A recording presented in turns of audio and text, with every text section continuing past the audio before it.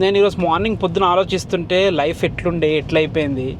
నేను నిజంగా ఒక 5,000కి జాబ్ చేశాను. నేను అప్పుడు ఆ జాబ్ చేసేటప్పుడు ఏం ఆలోచించలే, అవకాశం వచ్చింది, సరే వాడుకుందాం అని చెప్పి 5,000 జాబ్ చేశాను.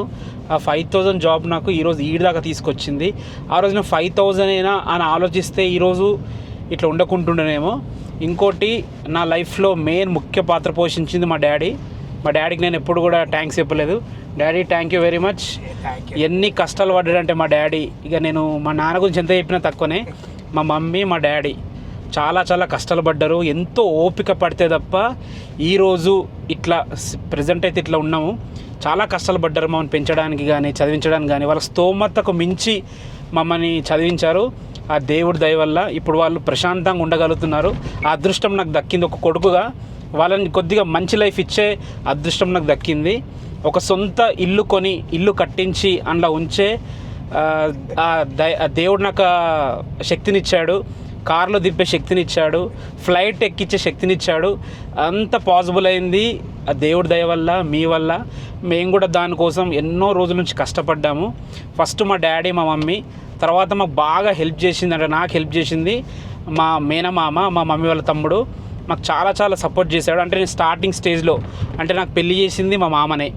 తర్వాత నాకు జాబ్ 5,000 జాబ్ అని చెప్పాను రిజిస్ట్రేషన్ ఆఫీస్లో. 5,000కి జాబ్ ఇప్పించింది మా మామనే.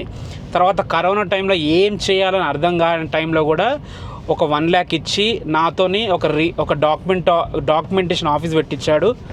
చాలా చాలా సపోర్ట్ చేశాడు మా మామ. రీసెంట్గా మేము ఇల్లు కట్టుకుంటే కూడా చాలా హెల్ప్ చేశాడు. తర్వాత 3వ పర్సన్ మా బావ, మా చెల్లి. మా బావ, మా చెల్లి కూడా నాకు స్టార్టింగ్ నాకు పెళ్ళి కాక ముందు నాకు అంటే ఏమైనా పాకెట్ మనీ అడిగితే కూడా ఆలోచించాలి. అప్పటికి నాకు జీరో, నేను అసలు ఏం లేదు. 2,000 3,000 అడిగితే కూడా మా బావ, మా రూప ఎప్పుడు కూడా మా చెల్లెలు ఎప్పుడు ఆలోచించలేదు. సరే తీసుకో, ఖర్చు పెట్టుకున్నారు. ఫస్ట్ నా ఆఫీస్కి సిస్టమ్ కావాలి, నా దగ్గర ₹1 లేదు. 1 lakh మా మామ ఇచ్చాడు. సిస్టమ్కి డబ్బులు కావాలి, లేవు. మా బావకు ఒక్కసారి ఫోన్ చేసి అడిగిన టక్కనే వేసేసిండు. ఒక్కసారి కూడా ఆలోచించలేదు. అంతెందుకు, ఇప్పుడు మేము ఇల్లు కట్టుకుంటుంటే కూడా బావ నాకు ఇట్లా డబ్బులు కావాలి అంటే పెద్ద అమౌంటే, అది అమౌంట్ చెప్తే బాగుండదు, పెద్ద అమౌంటే, ఒక్క క్షణం కూడా ఆలోచించలేదు. సరే తీసుకోరని అన్నాడు. సో ఇంతమంది సపోర్ట్ చేశారు. ఇంకా లాస్ట్ పర్సన్ నా వైఫ్. ఎప్పుడు కూడా నాకు ఇబ్బంది పెట్టలేదు పెళ్ళైన నుంచి ఇప్పటి వరకు కూడా నన్ను సపోర్ట్ చేస్తూ వచ్చింది. వీళ్ళందరి సపోర్ట్ వల్లనే ఈరోజు నేను ఈ స్టేజ్లో ఉన్నాను. మీ అందరికీ మంచి మంచి వీడియోస్ చేసి పెడుతున్నాము.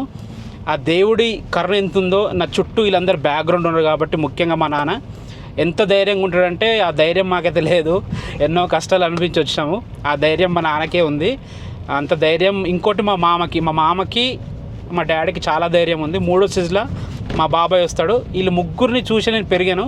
సో చాలా ధైర్యవంతులు. అంత ధైర్యం నాకు కూడా దేవుడు ఇవ్వాలని మనస్ఫూర్తిగా కోరుకుంటున్నాను. ఇది ఒక ముక్కలో చెప్పాలంటే నా background history. So family support ఉంది కాబట్టి ఈరోజు ఈ స్టేజ్లో ఉన్నాము.